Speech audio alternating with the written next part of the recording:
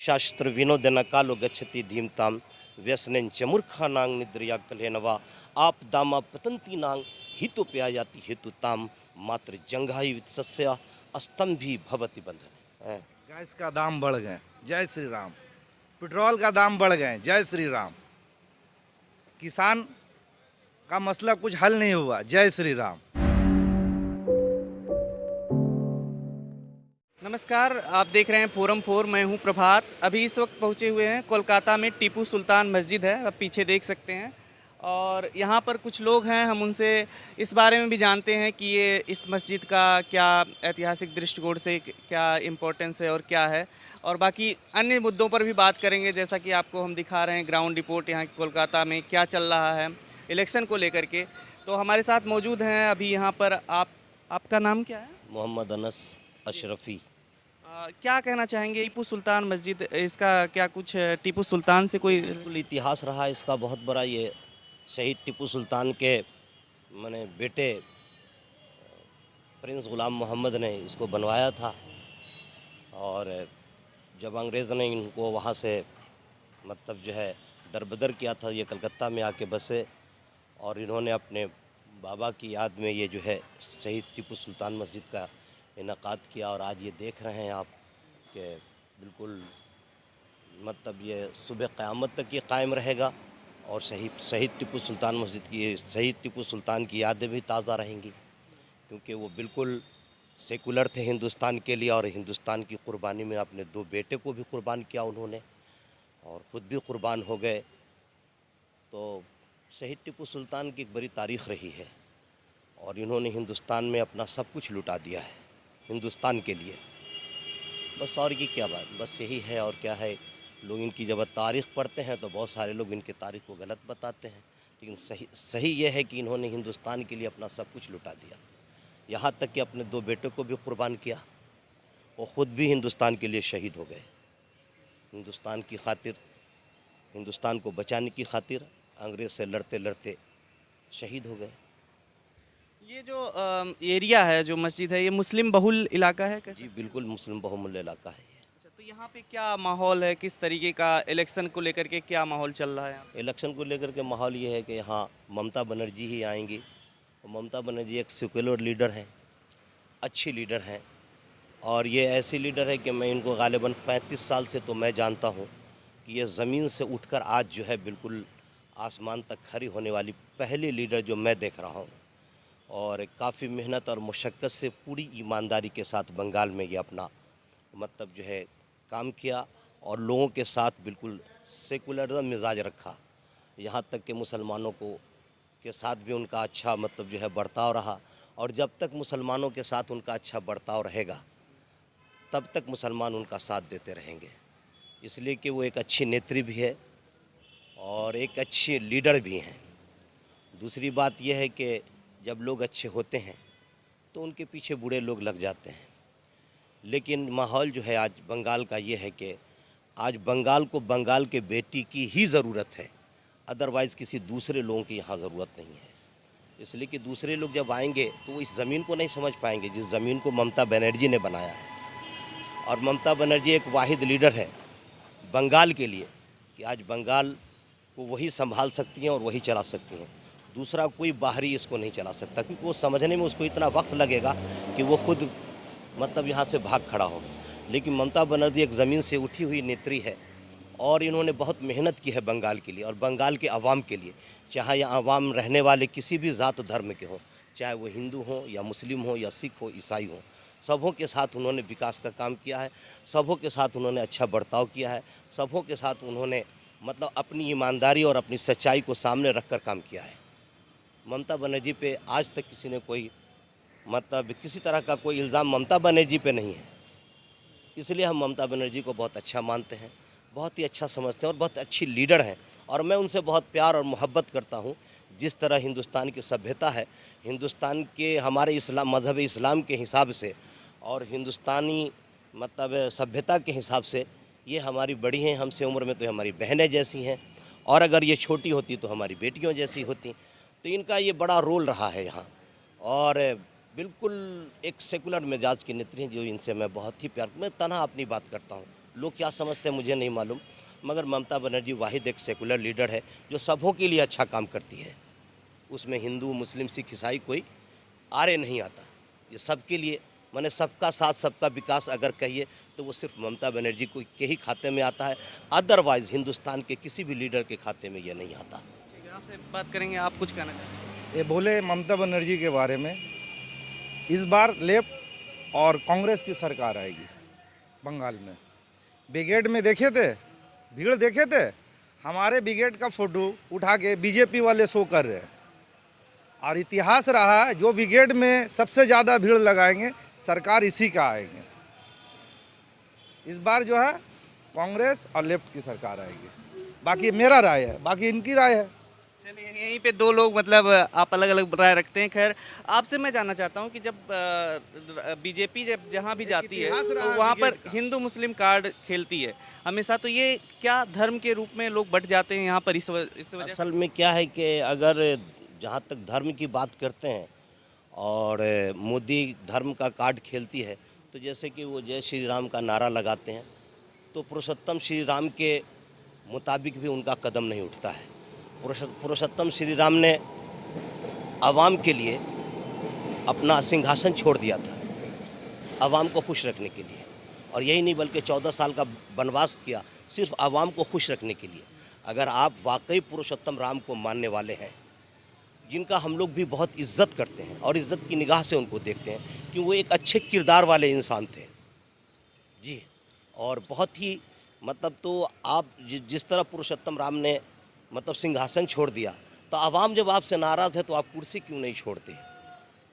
राम राज्य की बात लेकिन बीजेपी ही करती है, हर जगह की राम राज्य ले आएंगे। तो क्या लगता है उनका राम राज्य क्या कुछ अलग है? उनका राम राज्य असल में यह है कि वो मतलब धर्मनिरपेक्ष लोग हैं। ये इनको मतलब क्या कहा जाए, ये धर्म के आर पर मतलब ये अपने लोगों पे भी कुछ मतलब वार करते हैं, अपने हिंदुओं पे भी वार करते हैं। हिंदू भी इनसे खुश नहीं है। जो सेकुलर हिंदू हैं वो इनसे अलग है, और सेकुलर हिंदू की तादाद बहुत कम है। अगर सेकुलर हिंदू की तादाद जैसे 1 अरब लोग हैं, अगर इसमें अगर माने 40 करोड़ भी अगर सेकुलर हिंदू हो जाएं, तो लगता है कि हिंदुस्तान का तख्ता सिर्फ हिंदू ही पलट देंगे, मुसलमानों की ज़रूरत नहीं पड़ेगी। मैं तो ये पलटना, तख्ता पलटना क्यों इम्पोर्टेंट लग रहा है आपको? इसलिए लग रहा है कि जातिवाद और धर्म को लेकर के चलते हैं, जबकि सियासत में इसका कहीं से दूर दूर तक कोई जगह नहीं रहता। सियासत में धर्म का कोई मामला नहीं है। कभी किसी शायर ने कहा था, मैं मोदी के लिए कहता हूँ कि कोई मोदी कैसे कोई गुंडा तो उठे सामने आए, सियासत की जगह खाली पड़ी है। कोई गुंडा तो उठे सामने आए, सियासत की जगह खाली पड़ी। और हम कहते हैं रहे इश्को वफ़ा खाली पड़ी है, रहे इश्को वफ़ा खाली पड़ी है, मोहब्बत की जगह खाली पड़ी है। ये ममता बनर्जी का नारा है। रहे इश्को वफ़ा खाली पड़ी है, मोहब्बत की जगह खाली पड़ी है, ममता बनर्जी बोले। मोदी क्या कह रहा है कि कोई गुंडा तो उठे सामने आए, सियासत की जगह खाली पड़ी है। ये गुंडों का राज करना चाहते हैं, गुंडा राज रहना। जहाँ हिंदुस्तान में बहुत सारे लोग आए, बहुत सारे राजा महाराजा आए, जैसा कि हलाकू आया, तैमूर लंग आया, तो इस सोने की चिड़िया को तहस नहस किया, लेकिन वो भी इसी धरती में मिट गया। हिंदुस्तान आज वहीं का वहीं है। तो जो लोग भी बुरा कर्म करोगे तो बुरे का फल बुरा मिलेगा। तो आज अगर मोदी, योगी या अमित शाह कर रहा है, तो ये सोच रहे हैं कि हम मतलब जो है कि अमर हैं, तो अमर नहीं है आप, अनकरीब भी दुनिया छोड़ना पड़ेगा आपको।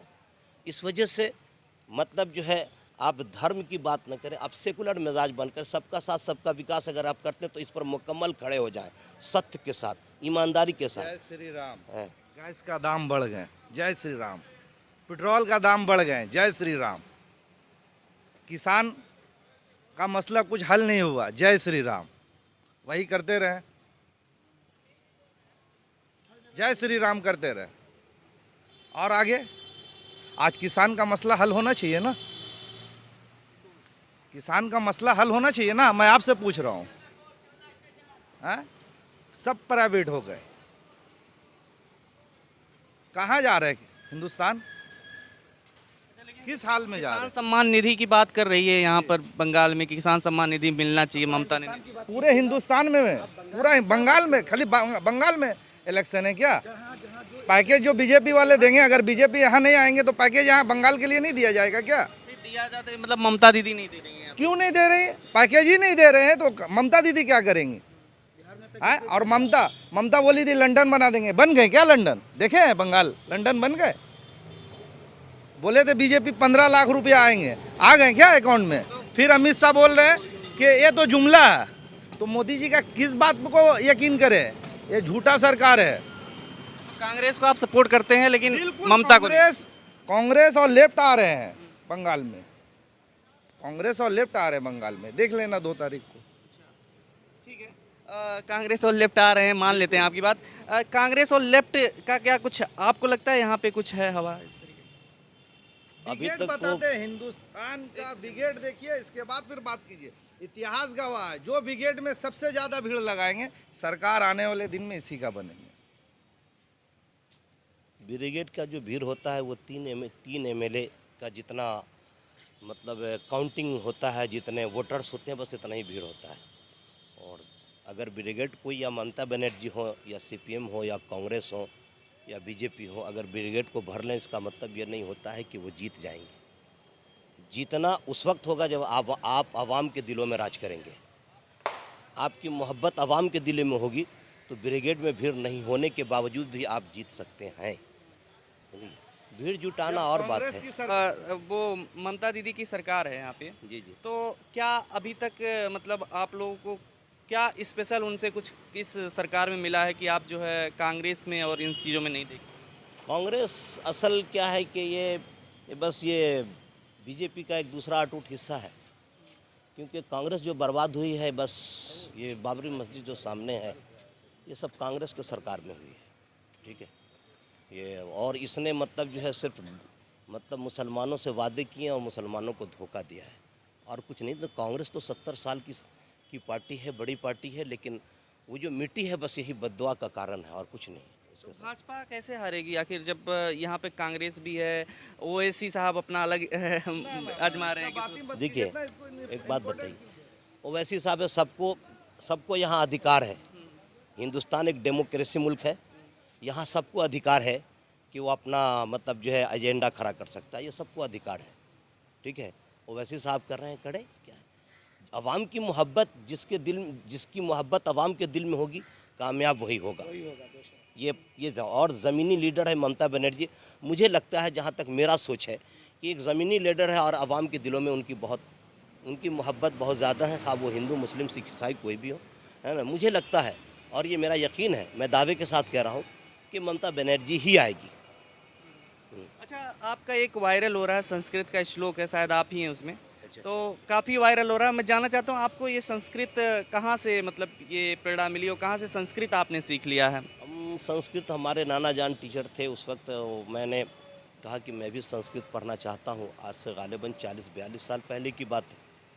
तो उन्होंने कहा कि तुम सीखना चाहते हो? मैं कहा कि हाजी मास्टर हैं, हम उनसे सीख लिया करो। उनका घंटी आएगा, मैं कह दूंगा तुम चले जाओगे प्राइवेट से सीख लेना। तो उस वक्त का संस्कृत मुझे मतलब थोड़ा बहुत याद है, मैं तो पढ़ा उस वक्त बहुत, और नंबरें भी अच्छी लाई मैंने उस पर, और प्रशंसा भी हमारी उस वक्त हुई कि भाई एक फ़ारसी का स्टूडेंट, उर्दू का स्टूडेंट संस्कृत भी पढ़ता है। तो उस वक्त मैंने कुछ श्लोक तो वही है कि श्लोक का क्या कहना है, बस लोग श्लोक सुन के मज़ा लेते हैं, बटिया इसमें है तो कुछ नहीं ऐसा, और हम ये सोच करके नहीं पढ़ते हैं, है ना। हमें बहुत अच्छा लगता है संस्कृत, इसलिए मैं पढ़ता हूँ। फिर भी 2-4 लाइन तो सुनाई दीजिए अब जो। काव्यशास्त्र विनोदन कालो गच्छति धीमताम व्यसनेन च मूर्खानां निद्रया कलेनवा आप दामा पतंती नांग हितोप्या जाति हेतुताम मात्र जंघाई वित्सस्य अस्तंभी भवति बंधन। ये मुझे बहुत प्यारा लगता है। अब बात समझ रहे? अर्थ इसका अर्थ तो यही है कि मतलब जो सही रास्ते पर नहीं चलते हैं वो दुनिया में सबसे बड़े मूर्ख हैं। ये लंबा अर्थ है, मैं कहाँ तक बोलूँ, मेरी तबीयत असल ठीक नहीं है, बस आपके कहने पर मैं आ गया हूँ, वरना मेरा मिजाज नहीं है ना इस पर।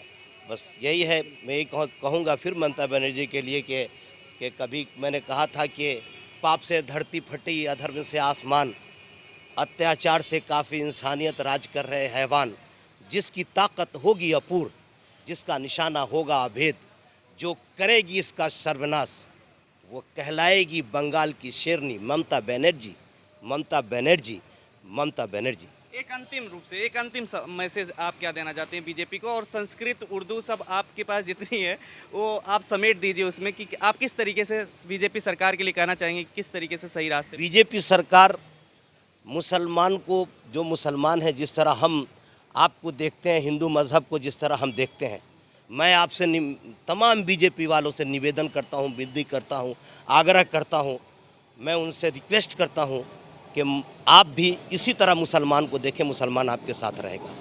अगर आप मुसलमान को मुसलमान की तरह नहीं देखेंगे, मैं हिंदू को हिंदू की तरह नहीं देखूंगा, तो ये मामला नहीं बनेगा। ये डेमोक्रेसी मुल्क है, हर आदमी को एक दूसरे से प्यार करना चाहिए।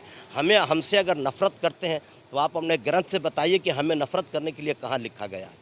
अरे हमारे मज़हब में तो ये है कि अगर हिंदू के शराब की दुकान मुसलमानों के गांव में भी हो तो इस्लाम इजाज़त नहीं देता है कि उसके शराब की दुकान को नुकसान पहुंचाया जाए। यह है इस्लाम।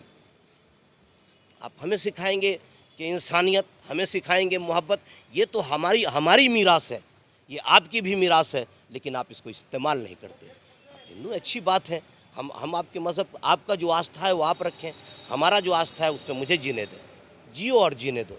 ये तरीका, इस पे आप पाते हैं। क्या इससे पहले बीजेपी नहीं था? क्या अटल बिहारी वाजपेयी के ज़माने में बीजेपी नहीं थे? आज उसी बीजेपी में राजनाथ भी हैं, राजनाथ सिंह जी भी हैं। देखते हैं उनकी ज़ुबान कहाँ गंदा होती है।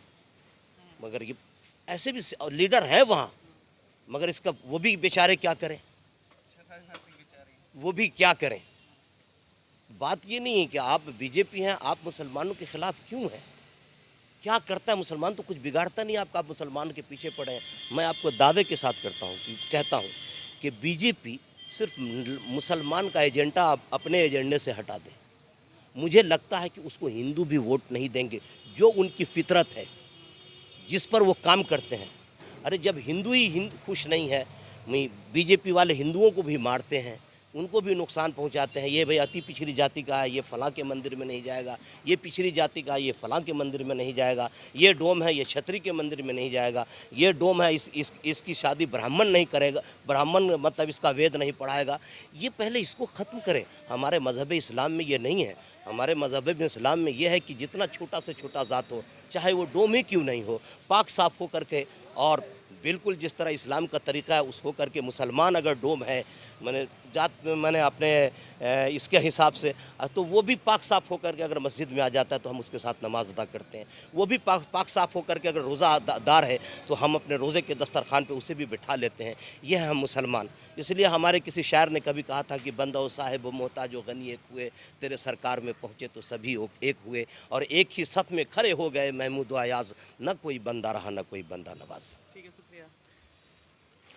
अब आप कुछ बोल रहे थे, क्या कांग्रेस के बारे में बोल रहे हैं कि कांग्रेस का क्या यहाँ पे स्कोप है, कैसे किस एजेंडे पे काम कर रही है? लेफ्ट, आईएसएफ और कांग्रेस तीन जो मिल के बना रहे हैं, तो आने वाले दिन में बंगाल में सरकार लेफ्ट और कांग्रेस के होंगे। और महंगाई का बात आप कर रहे हैं, आप देखिए कोई भी लोग खुश हैं? आज गैस का दाम कहाँ चला गया, पेट्रोल कहाँ चला, घटा नहीं, 850 रुपया घट गए भैया। 350 रुपये से 850 रुपये हो गए, घट गए। मनमोहन सिंह की सरकार थी तो 400 रुपये गैस था। जब 400 रुपये जब गैस थे तो स्मृति ईरानी छाती पीट रही थी। अभी कहाँ गए? अभी तो एक बार भी नहीं नजर आ रही है स्मृति ईरानी। लोग तो मीडिया के चौथे स्तंभ के, मीडिया के आप लोग खंबा हैं। आप लोग इंसाफ वाला बात दिखाइए। अगर कुछ बोलते हैं या ये भाई साहब कुछ बोलते हैं तो वही बात आप सच्चाई दिखाइए। ये यहाँ का बात बोल करके कुछ और पलट करके नहीं दिखाइए, क्योंकि हिंदुस्तान में एक ऐसा एक मीडिया है जो रवीश कुमार, प्राइम टाइम 9 बजे हम बराबर उसका सुनते और देखते रहते हैं कि वो सच्चाई और जहाँ जो कुछ होता है वही बात वो पब्लिक के दरमियान, कौम के दरमियान सब कुछ रखता है और बोलता है। हाँ, इंसाफ यही कहता है, कोई भी पार्टी हो। ये हम नहीं बोल रहे हैं कि सीपीएम, कांग्रेस, ममता बनर्जी, कोई भी हो, इंसाफ एक रंग का हो, इंसाफ वाली बात बोला जाए तो भी ये हिंदुस्तान सही सलामत चलेगा। नहीं तो हिंदुस्तान समझिए एक अलग लाइन में जा रहा है। कोई भी हो, आप पूरा हिंदुस्तान घूम रहे हैं, दिल्ली जाइए, बिहार जाइए, मध्य प्रदेश जाइए, कर्नाटका जाइए और चले जाइए आप बड़ा बड़ा शहर की बात बोल रहे हैं, मुंबई और यूपी, उत्तर प्रदेश। अभी जी देखिए क्या बोलते हैं, योगी आदित्यनाथ की सरकार है वहाँ, योगी जी वहाँ के यूपी के मुख्यमंत्री हैं। कैसा कैसा बात बंगाल में आके बोलते हैं या कहीं भी जाके बोलते हैं। बिहार में गए थे, जो बिहार का 2015 का चुनाव बोलिए, 19 का चुनाव, 20 का चुनाव बोलिए, तो आप लोग फॉलो अच्छा काम कीजिए ना, काम करिए तो सब आपके सपोर्ट में रहेगा। गलत हम ही करेंगे तो हमारे सपोर्ट में आप आइएगा, हमारे सपोर्ट में बोलिए भाईजान, गलत बोल रहे हैं बोलिए, आपका सवाल क्या है, हम जवाब देंगे आपको। आप सवाल कीजिए। यही जानना चाह रहा हूँ, यहाँ का माहौल फिर क्या, किस तरीके से है चुनाव को लेकर के, क्या देखते हैं लोग, आप किस नज़र से देखते हैं, वही मैं जानना चाह रहा हूँ। देखिए, आप चुनाव के बारे में संदर्भ में आप बात कर रहे हैं, उसी के दरमियान हम भी आपको बोल रहे हैं कि यहाँ की जो मुख्यमंत्री है, यहाँ की जो नेत्री है ममता बनर्जी, ये 2006 में यहीं पे, ये आपको मेट्रो चैनल के पास सिंगूर मामला लेकर के, हम यही मस्जिद में रहते हैं, और 2006 में जब बेचारी मार खाई, जब बेचारी सीपीएम के राज में उस पर डंडा चला, सर फट गया, 18 रोज 21 रोज भूख हड़ताल हुआ, उस भूख हड़ताल में एक ममता बनर्जी अकेला वाहिद थी जो बंगाल को लेकर के मिला करके और कदमों से कदमों मिला करके चली, और आज 2011 में वो पहली मुख्यमंत्री बनी ना, और दूसरी बार फिर उसको ऊपर वाला ने साथ दिया तो 2015 में मुख्यमंत्री बनी, और 2015 या 16 या 15 में मुख्यमंत्री बनी, और ऊपर वाला ने चाहा तो ममता बनर्जी को इस बार भी सही सलामत मुख्यमंत्री बनाएगा। काहे, किस लिए, किस एवज में, कि ममता बनर्जी काम किए हैं, जनता के बीच में घूमी है। आप यहाँ से समझिए सियालदह 3 किलोमीटर है, 4 किलोमीटर है, वहाँ से दीदी पैदल मार्च करती है, कौम के जनता के बीच में रहती है, जनता के सहारे काम करती है। बहुत सारे नेता हिंदुस्तान के ऐसे हैं जहाँ अगर बड़ा मीटिंग हुआ, एरोप्लेन से आए, वहाँ आराम से मीटिंग अटेंड किए। कौम सादगी की बात कर रहे हैं, सादगी को लेकर के आप लोग इम्प्रेस हैं ना, यही। बिल्कुल, दीदी काम की है, दीदी बंगाल में अच्छा काम करे। मेरा नाम बाबर भाई। आपका नाम क्या है? शाह MD समीम। ओके, धन्यवाद। खबरों में बने रहने के लिए फोरम 4 को सब्सक्राइब करें और नोटिफिकेशन पाने के लिए बेल आइकन दबाएं।